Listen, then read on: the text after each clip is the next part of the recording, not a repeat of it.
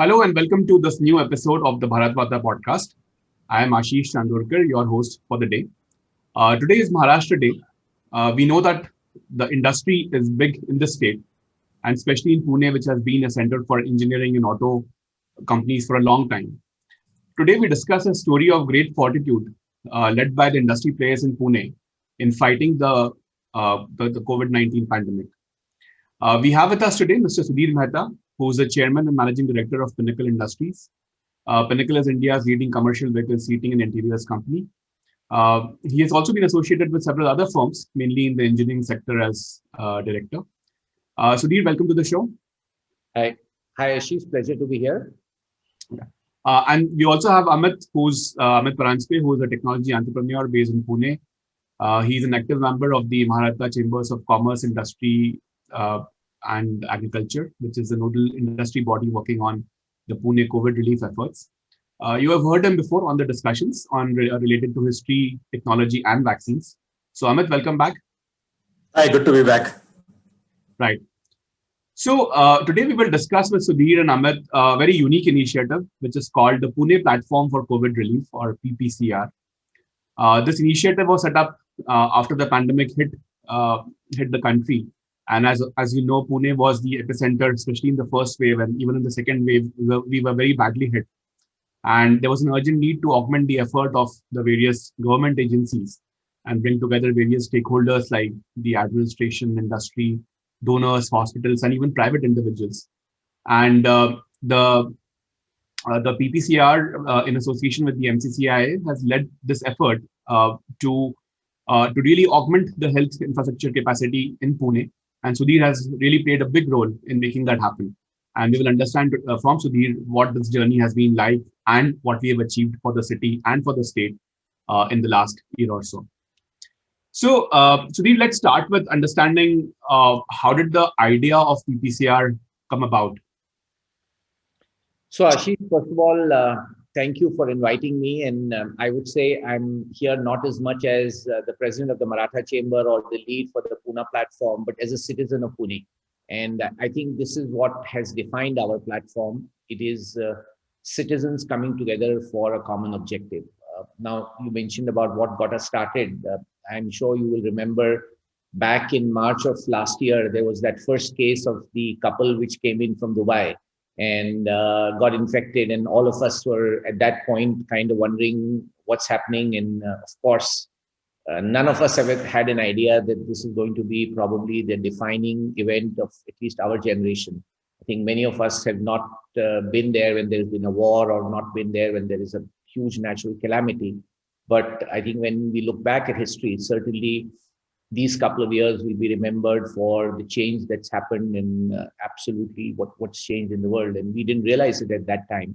But certainly it was clear to many of us that we are going to be in for a very, very difficult time and the world was going to change as we knew it. And as I said, Pune is a city where civic activism is always very high. I think all of us are discussing, debating. Fortunately, many of us are friends in discussing ideas. And that's when the thought emerged, which was back in May of last year, that to combat this pandemic, we really need to step forward and support our healthcare workers. That was our first and primary objective of what we started with, because it was very clear that the healthcare system was going to be under a lot of stress and a lot of pressure.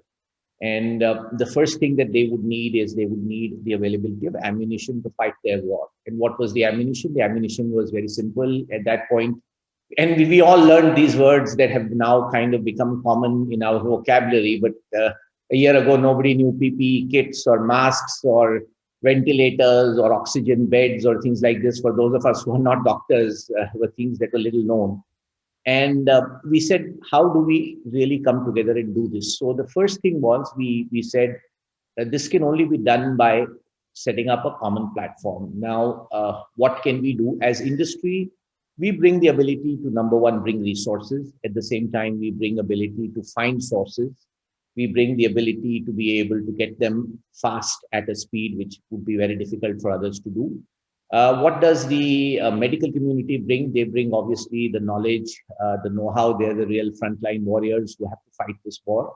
We are all the support staff.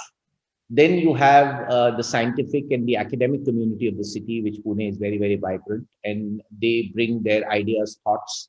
We are fortunate to have epidemiologists, we are fortunate to have scientists, startups, many. It's a very vibrant ecosystem. And finally, and very, very equally importantly, there's two more pillars. One is the government, which ultimately in a country like ours has a very important role to play in such crises, which is really to be managing what is happening. And the last and equally important part of is the NGOs in the city. Those are the people that have the last mile connectivity.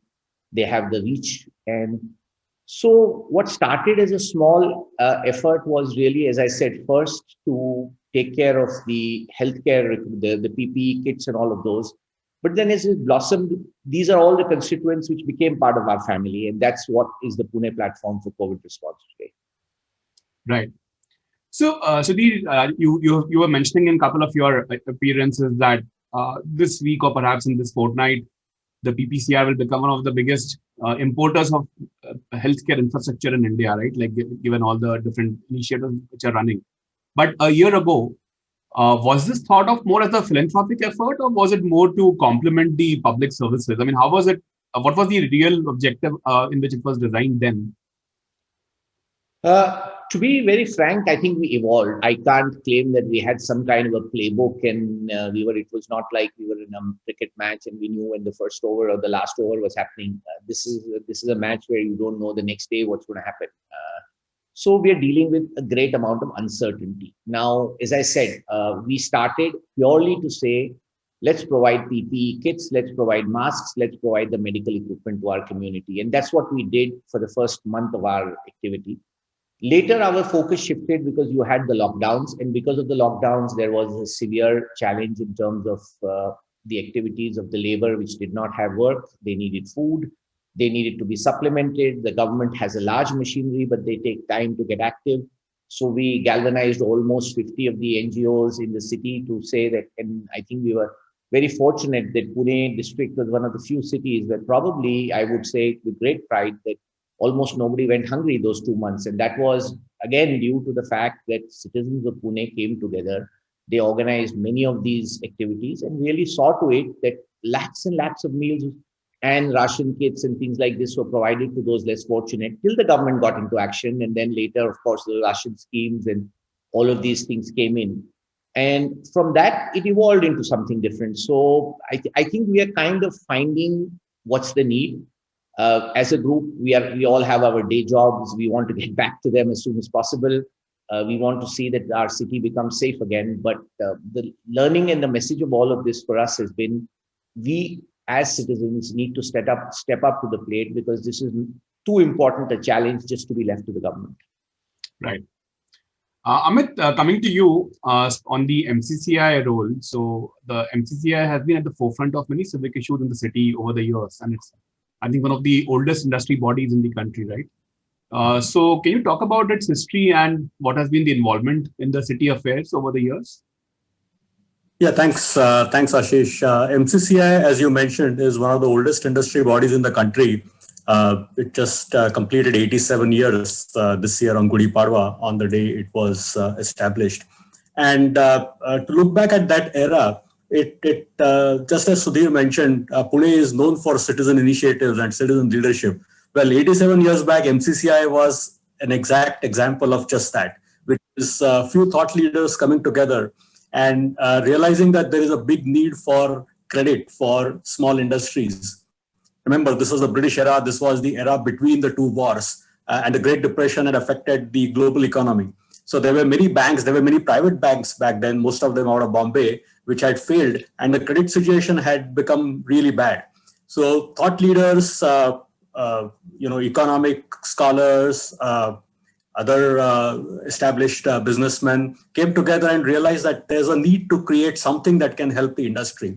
So that thought basically was initially proposed by one of the great leaders of that time, N.C. Kelkar, also known as Nachi Kelkar, who was sort of a thought leader and sort of a mentor to many people at that time. And one of his, I would say, understudies, A.R. Bhatt, took the lead to set up this organization. He was able to get people like V.G. Kale, who was a well-known economist, Dr. Dhananjay Rao Gadgil, who later on became an important figure in RBI, and Donduma Masate, and many others. Pawar, who was a contractor industrialist at that time. So all these people came together on a platform to create a Maratha Chamber of Commerce. The industries, the commerce and agriculture came in later.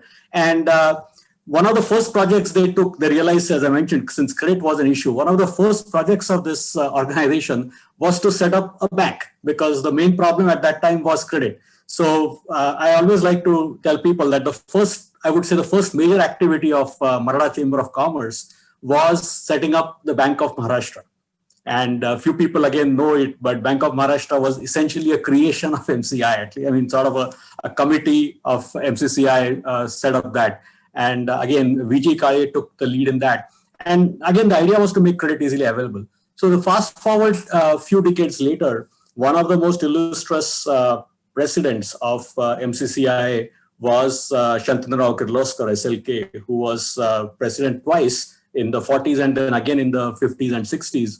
And as many of the people in Pune know, but people outside Pune may not know, 1961, there was a huge disaster in Pune when the Panchet Dam burst and pretty much flooded the entire city, and there was huge destruction. At that time, there were many industries near the riverbed, including some in my own personal family, and many of them were completely wiped out. So at that time, again, there was a huge need for credit because industries had lost out pretty much everything.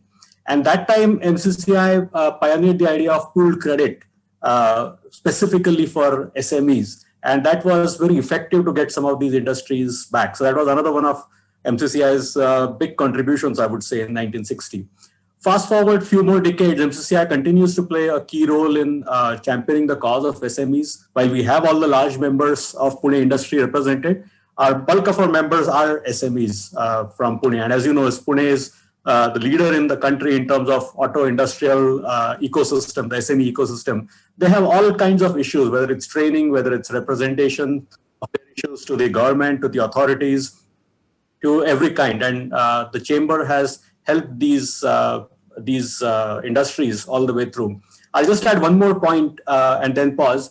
Talking about social responsibility and civic issues, MCCI just didn't stop at the industry. One example that I would like to cite is about 15 years back, MCCI created an initiative called Janavani, which was again a partnership with Pune Municipal Corporation and other local authorities to focus on specific civic issues, whether it was the environment, whether it was the traffic, whether it was any other local issues, and a good amount of even heritage. A good amount of work was done in that as well. So MCCI has had a great history of supporting all kinds of local issues, which I just described. And we're very fortunate to have Sudhir as our current leader in this illustrious series of leaders that we have had over the last 87 years.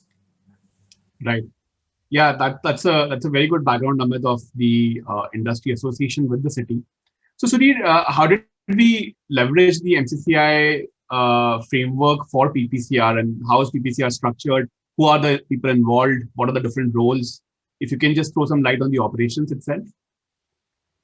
Sure. So like the new digital world economy, it'll be kind of interesting for you to note that we are actually a completely virtual organization. And if you probably go on the registrar of companies, you will not find an organization called PPCR, because essentially this was created with a particular purpose in mind, which is, as I said again, support the healthcare community of Pune, create capacity for the healthcare system, and supplement really the efforts of the government in whatever they do. And that's our defined objective. That's our defined game. One of the key pillars, I think, of why we have been able to all work together is the fact that we have left aside our particular groups or associations. Many of us wear many, many hats. We are a part of different associations. We are part of different social groups. We may be part of religious groups, whatever the case may be. But this is one of those situations where it was very necessary for all of us to come together as one and kind of work across boundaries, because the problem A is too big, and the solutions can only be found with common action, which comes from, let's say, a thinking where the best ideas are taken into account and then we implement at scale across the city. So that's been our success. We are happy actually to be, let's say, at the background. There are many, many people who are carrying out each of our objectives. Each of our objectives are volunteer-led. So what ends up happening is somebody comes with an idea, somebody says we can do this, they lead with it, the rest of the group supports, and then we run with it. And if we feel that that activity has achieved its purpose, we stop it and we move on to something else. So for instance, in the second wave, medical supplies like PPE kits and masks are not even a challenge. Nobody's talking about. I think that's astonishing when you think 1 year ago, the amount of discussion happening on PPE kits and masks and things like this was crazy. Now, this time, unfortunately, that's one of the key things in the pandemic, that nobody really is talking about a shortage of those items. Similarly, we moved on to other things. This time, oxygen is by far the biggest challenge. In the first wave it was, but nothing compared to what it is now, medical capacity. So vaccination is now, of course, one key objective that our group has. So I think we are nimble enough that we move from one objective to another, and once it is it's achieved, as I said, our purpose is to supplement, get there, and then move out. Right. So Sudhir, a lot of these initiatives obviously require interactions with the administrative framework or the bureaucracy in the city, right? How has that been tied in? Because from what I see on social media, for example, there are complaints about non-involvement of the the government agencies in different states, right? So how have we changed that, or how have we achieved this cooperation with the government and the administration? So I think I hold a slightly different view. As far as the local administration is concerned, I think they have been phenomenal. They have been very supportive. They are very engaged with us, and it's been a true partnership. So I think initially, yes, I think everybody thought, what is this group? What's happening? What's the role of it? And it was made very clear that our role is not here to supplement the government. It's not to replace the government. The government is too big. It will do what it can do as citizens. We want to see that the government and the medical machinery succeeds. Once this ground rule was established, then I think we received great support from the bureaucracy. I mean, on an hour-to-hour basis, they're in touch with us. When we need something, we contact them. When they need something, they contact us. There is a feeling of mutual respect that we are both trying to achieve a common objective. And I think this has been one of those stories where the bureaucrats have worked incredibly hard. I mean, if you see any of the local bureaucracy, they are working their tails off, literally, because the pressure that's been there. Yes, naturally, not everything is perfect, not everything works right. But I would say that definitely the intent has been wonderful. And for us, it's a true partnership with them. Right. Yeah, in fact, the control room, which is working in Pune, I have heard several success stories of that control room being able to resolve issues. And I've also heard stories of the IS officers in Pune responding directly to citizens about issues on medicines and beds and so on. So seems like a pretty humongous effort on that part as well, on their part as well. Amit, one question to you. See, there has been a big role for professionals who have volunteered for this effort for PPCR and helped with different activities like fundraising and popularizing the concept, social media, etc. Can you talk about that effort from the professional point of view? Yes, I think just as Sudhir mentioned, I think the three words that highlight PPCR's effort thus far, it's virtual, it's flexible, and it's nimble. The fact that it's virtual basically means that there is no formal structure, there are no formal office bearers. Yes, MCCI is a platform that is supporting this, but for PPCR itself, there is no formal structure. So anyone is welcome to come and volunteer and support any cause that aligns with the overall objective that Sudhir just talked about.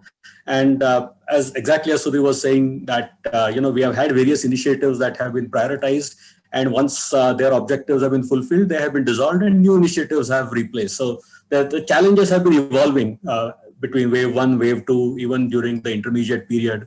And we have been nimble enough to create projects that are specifically addressing these changing issues, right? Whether it was PPE in the first wave, vaccination in the intermediate period, and now oxygen, and just adding to the ventilator supplies, for example, right? So given this background, it's been very easy for professionals from various walks of life, not just IT and industry, which is obviously a big pool here in Pune, but even from various other fields, whether it's media, whether it's entertainment, whether it's people who are journalists, writers, all of them, and of course, the healthcare community is obviously the main pillar, but I'm talking about people outside of healthcare who have also come in and easily joined and contributed usefully. Obviously, social media has helped us a lot in this, we have a variety of different WhatsApp groups by projects and things like Twitter as well. And but I'll also mention Sudhir talked about getting participation of healthcare, and I think that's extremely important. And that's one of the great things Sudhir and his key team has been able to achieve is great participation from all the top hospitals in Pune, because ultimately they are on the front lines and they are the ones who are actually delivering the final point of care. And getting great participation and support from all the top hospitals, all the top doctors in Pune. And they know we are there to help, but of course, without their contribution, help and guidance, we may not be able to help them. So it's that kind of relationship, and they have participated very well in that. So I think overall, over the last year, this has been a great collaborative effort. Coming to last 2-3 weeks, we recently launched a new fundraising initiative that you must have heard of. We have actively talked about it on social media, and it's Mission Vayu, which was to raise 30 crores to get, again, some critical pieces of equipment here for the second wave, oxygen concentrators and ventilators. And for that, again, we have seen a great participation from the extended community in Pune and even outside Pune. There are people who have approached us who have volunteered to help us in fundraising, in reaching out to various industries, in reaching out to employees in large companies to contribute small amounts of fund, to connect us with international agencies. And it's been a great effort, and we have been overwhelmed with some of the responses that we have got on the fundraising part. Again, thanks to a large number of volunteers who just showed up in the last 2 weeks and have taken up sets of industries, companies, countries, and contributed actively to that. Right.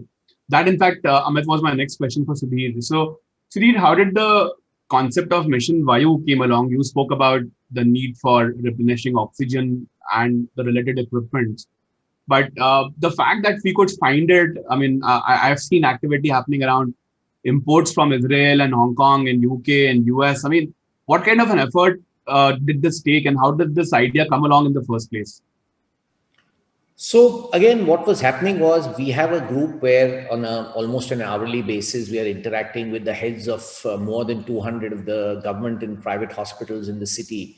And one of the things that we saw was that the demand, this time in the second wave, the requirement of oxygen is very, very high for patients. To give you a perspective, in Pune, our demand was 60 tons a day of medical oxygen, and that has now shot up to 360. Now, when you have that kind of a demand expansion of 5 to 6 times, any system is going to creak and show is really going to be at the edge. Now, once this started happening, again, because we have many, many experts in our group, it was clear that there was a looming crisis. Now, we quickly kind of regrouped and looked at it, because we had looked at it in the first wave also. And unfortunately, you cannot set up new oxygen plants in less than a year. That's reality. Any new large oxygen plants takes 1 year to come online, which meant that it was completely not going to be useful for at least this wave. We may have to plan for it in the future, and we should, but that's a separate issue. So then we said, what can be done in the short term to reduce this demand-supply gap? Because the availability or the non-availability of oxygen is completely heartbreaking. I mean, it's one of those things where, as a citizen, as a country, I mean, it's awful. And we said, okay, what is it that we can do? And there's only 2 things which could be done. One is, of course, to regulate the consumption. So I think, again, our group of doctors, we did a lot of voluntary efforts. And the amazing thing about our group is nothing is mandated. So it's not like some big brother is coming and saying, do this. It's a collective effort. So the group of doctors got together, they made a new protocol where we said, okay, let's be realistic that there isn't enough oxygen. Let's reduce. If you don't need to keep the patient at 97, you can keep it at 94, 93, still the patient will be okay. You reduce the use of high flow nasal oxygen, which really takes very high, up to 40 liters a minute.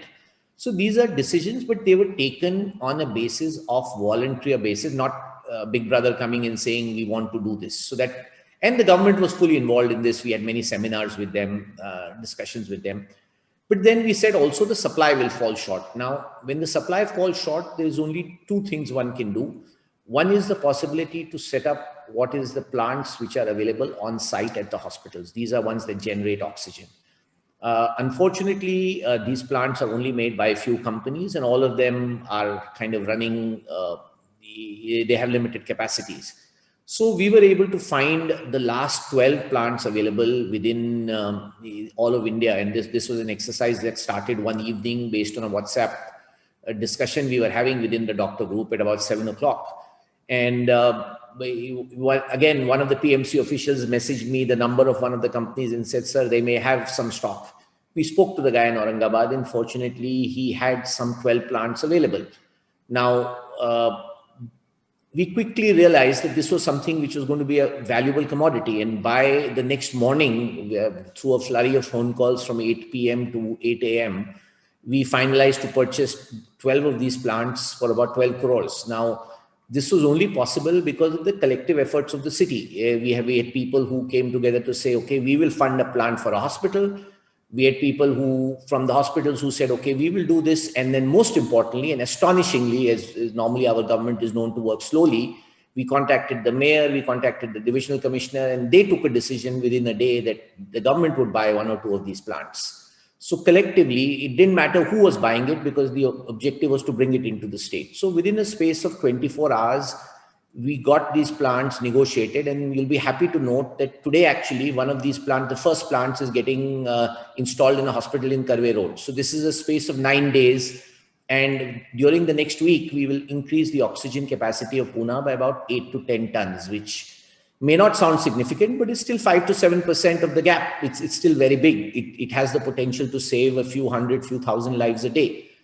Coming from that, we then realized that the next item that we can look at short term is the idea of oxygen concentrators. And literally, Mission Vayu, as you know, is air. And at this point, it's become the most valuable commodity in the country. So we started this objective. Now, again, these are not produced in India in high numbers. In the country, companies which are producing it are all booked out for months. So we had no option but to look outside of India. And again, this is where the power of the group comes in handy.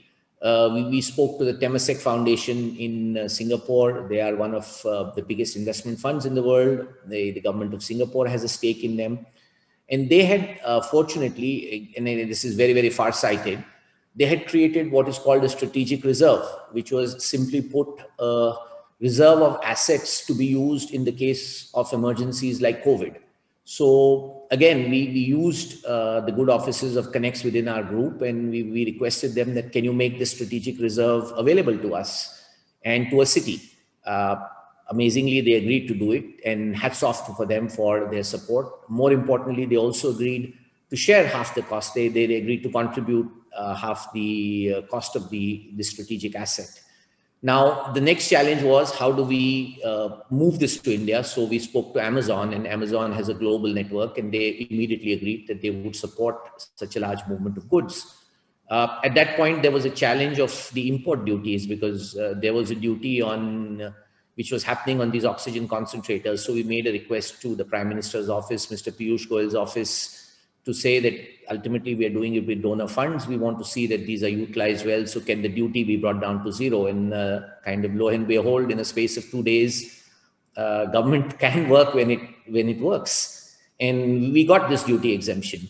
And then we kind of got our group together for fundraising and said, okay, guys, what can we do? And fortunately, there was lots and lots of amazing people with amazing hearts in Pune. This is, I think, I mean, Ashish, if there's one thing that I think I would like your viewers to go away with, it's the fact that this is a crisis where everybody in India has opened their hearts. And I mean, the kind of support we got, the kind of commitments we got within a space of hours and days for us to conceptualize a project of this size, 30 crores, and to be able to get that material in within 1 week, fly it in special charters, get it to the intended recipients within a week, I think can only happen in India. And this is because true Indian entrepreneurs, and I don't, by entrepreneurs, I also include professionals. I include people who are drawing salaries. Every possible person, every trading community, everybody has come forward to help. We've got thousands and thousands of people and contributions which range from 100 rupees to crores of rupees. And these are all equally important because everybody has literally said, listen, this is the nation needs me at this point in time, and him or her, they've come forward to help us. So I think we are very blessed to be living in a town, to be living in a culture where society comes together and does this. I think it's been outstanding. I mean, every hour I am gratified by how amazing our city is. Right. That's so nice to hear, Sudhir, in these times where every city is facing these issues, right? And if we could solve some of it on our own, that is actually a matter of great pride. So Sudhir, what is the process in which you will allocate these assets to different hospitals? Because I think everyone is in a need, right? So what is the process to ensure that the right hospitals get the right equipment? Yeah, so you're right. Whatever we do is less because the demand is more. So again, we have now, taking from corporate policies, we have a fairly structured approach to do this. We created a needs assessment form. And again, we've been doing this now for 14 months. So as far as Pune district is concerned, we have deep data and analysis on every hospital. We know exactly how many beds they have. We know how many ventilator beds they have. We know their requirement. We know whether they are a trust hospital, whether they are a private hospital, whether they are a for-profit hospital. We also know how well they are doing, how they take care of patients. Not everything is great. Some hospitals do tend to also do things which are not the best of policies. Unfortunately, it happens. So we really know who are the ones that we need to focus on. But this is, given the fact that it's hundreds and thousands of donors, we need to make sure it's a very transparent process. What we have done is that we have a form, which needs assessment form, which these hospitals, COVID care centers have filled up. And we have got thousands and thousands of requests. We went through those in a very scientific manner. We also asked on the ground people, many of the CSR of our companies who are involved, people are aware, they know at the ground level what's happening, did an assessment, spoke to the collectors of those places, because again, more than half of the allocation is made to the collectors. Because in a disaster, they are probably the CEOs of the city. They really know what's happening. They have kind of the pulse of what's happening, and I think they can allocate best. So we've taken their advice into account. At the same time, it's not 100% is given to them. We also have this objectivity where we look at the demand and needs and allocate. Now, have we been able to do enough? The answer is it's never enough. Even one person without oxygen means that somebody somewhere has failed. And this is why we'll keep at it. I think you'll be happy to know that, and today is Maharashtra Day, that today is the day where actually Pune today now has the highest ventilator beds in the country. I think, Ashish, that's an astonishing statistic. In these difficult times, we are a city that has very few government hospitals. 80% of the hospitals in our city is the private healthcare community. We don't have the AIIMS of the world. We don't have the large government hospitals like Mumbai or Delhi does. But today, we have 1,530 ventilator beds in Pune. We have over 30,000 beds dedicated to COVID.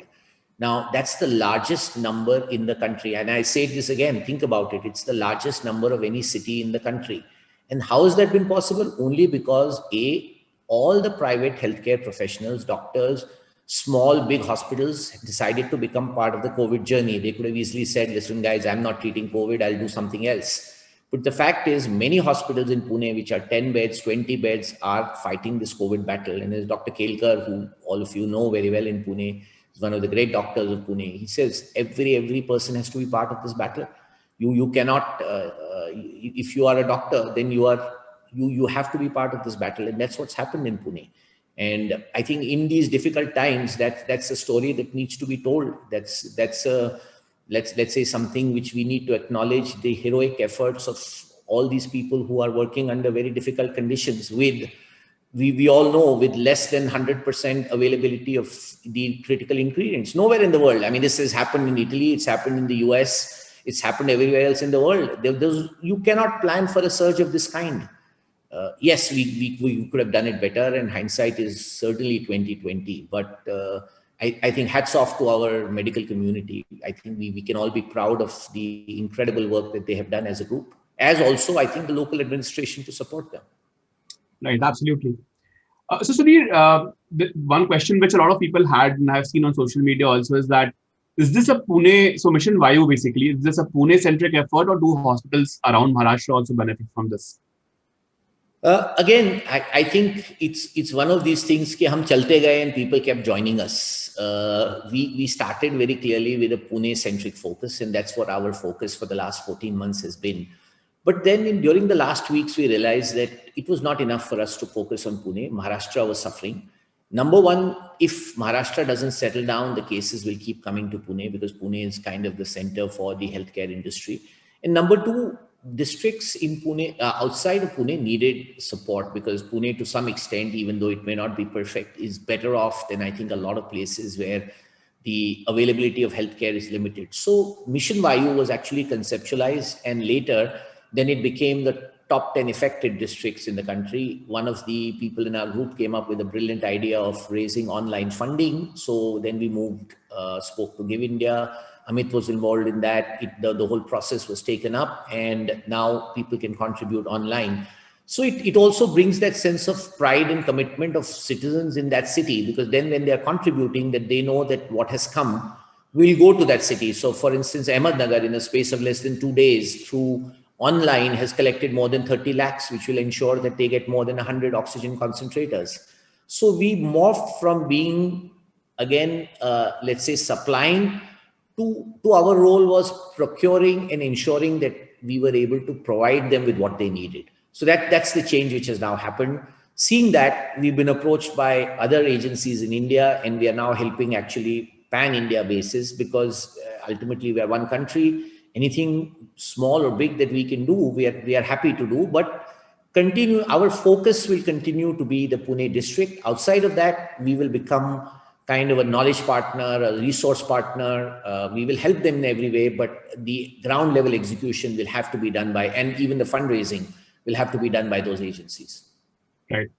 So Amit, a question for you. Sudhir mentioned about the online fundraising. What was that experience like, setting it up in a short time and then basically activating it for multiple cities, right? I believe there is a city-specific fundraiser link and so on. So can you talk about that? Yes, I think that was, again, one of those volunteer-driven efforts where, as Sudhir mentioned, we had one of our friends who's a veteran of startups and has worked in US and India and invested in many companies, join us and come to us and say that, why don't we use a platform like Give India or some other global platform which can make it easy for funds from outside India to be pledged for a project like this, and also make it easier for the donor, just using a UPI scanner or something like that instead of having to go with a bank transfer or something like that. So his name is Manish Bhandari. Some of your viewers, especially in around Pune, would definitely know him. So he did a great job of setting this up. And once we set this up, we realized, exactly as Sudhir mentioned, we were already getting a lot of requests from different districts around Pune, in Maharashtra, especially the worst affected districts like Nashik, like Latur, like Nagpur, of course, Ahmednagar. And the idea was, how can we do something which is specific? And obviously the donors from those districts wanted to do something for their districts. That's kind of obvious, right? So because of this online platform, it was very easy for us to set up multiple links, which were essentially district-specific links. So in a nutshell, what we do now is give a choice to the donor. If they want to donate to a particular district, they can easily do that. If they want to donate to PPCR Central Pool, they can do that as well. And in addition to that, what we did is, as I mentioned, social media has been one of our active ingredients in this project. We were able to find, or we are still finding, specific champions for these districts, people who have originally come from these districts to Pune. And these people have helped us a lot to essentially further take this message to cities like Nashik, like Nagpur, like Ahmednagar, and get more awareness going around this particular mission and this particular effort. Even Pune's IT community, I'll just give you a very rough number, but probably half of the IT employees in Pune are from districts in and around Maharashtra, outside of Pune, and many outside of Maharashtra as well. So this is again a great community to reach out to, because there are people who, as during the lockdown for the last year, many of them have moved back home to their hometowns. And these people, through companies, we were able to reach out to them, and they also helped us or are helping us right now in generating awareness in their districts. Right. Great. So I really hope this scales up. I mean, a lot of learning from the Pune experience for other cities. And I think in case there's a third wave, then this is also a preemptive effort for some of those districts which potentially can see a surge later on. Sudhir, one last question to end this on a positive, forward-looking note, which is on the vaccines. You've been talking about the target of 1 lakh vaccines a day. We have probably hit 80,000, but not 1 lakh yet. How do you see that picture evolving for Pune? What is your projection of when we can really be fully vaccinated, or the interested people can be fully vaccinated in Pune this year? So Ashish, ultimately, many of us are corporates, and we like targets, and typically stretch targets are always good, and it motivates the team. So again, the expert advice that we got from our doctor panel was that a first vaccine itself can have a big impact 22 days after the first vaccine is given. So after you get a first vaccine, typically the antibodies will start developing after 22 days. Yes, the second one is a booster shot, but even the first vaccine protects primarily against death or serious illness. It may not protect you against COVID, which is very clear, but it will protect you against death or illness. So and all of us have become very frustrated at seeing, despite all the efforts that we put in to see Pune at the top of the list. This is not an IPL one where you want to see Pune as the number one list. And we said, okay, what's the permanent way that we can kind of go on with our own lives? And we said, this is the only way is vaccination. So we came up with the concept of what we still believe, and that's our dream that we will implement, which is a COVID death-free Pune. And the idea here is that we want to reduce deaths by 90% in our district. Now, is that an achievable number? The answer is absolutely yes. It's based on scientific data. If we are able to cover X percentage of our population, and specifically those who are vulnerable, those above 60 anyway are done, those above 45, and then increasingly those who are vulnerable with comorbidities below 45, if we can cater to this group, the data clearly shows, and the examples of countries like Israel and UK now clearly show that death rates will come down by 90%. So we took a very clear objective of saying, let's first create vaccination capacity. Now we have 650 centers operational, which the government and private hospitals have done. 2 lakh vaccines a day is easily possible. Given a population of around 10 million for Pune district, if we can get 50 lakh vaccines, our belief is if we can take care, then we will bring down the death rate of Pune by 90%. And I want to repeat, it's a very important figure.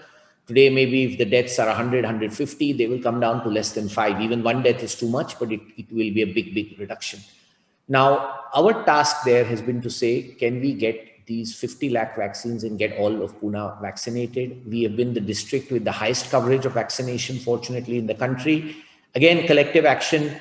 We've used NGOs, associations like the Rotary Club, Lions Club, Jan Kalyan Samiti, the Auto Rickshaw Association, the Taxi Association. All of these have come together, and the focus was get eligible people to go get vaccinated.